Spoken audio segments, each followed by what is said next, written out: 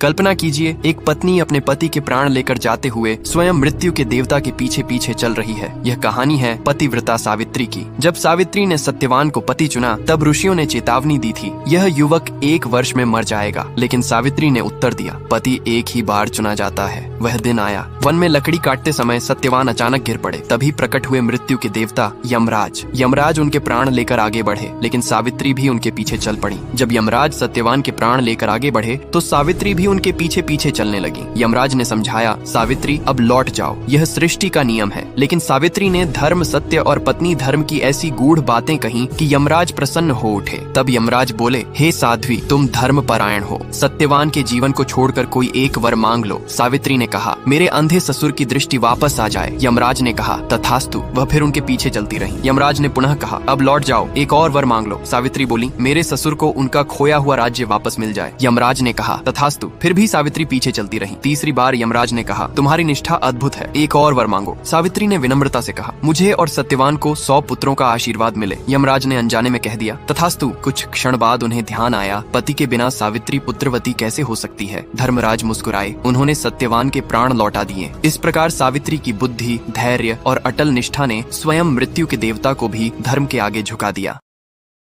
Download ShareChat.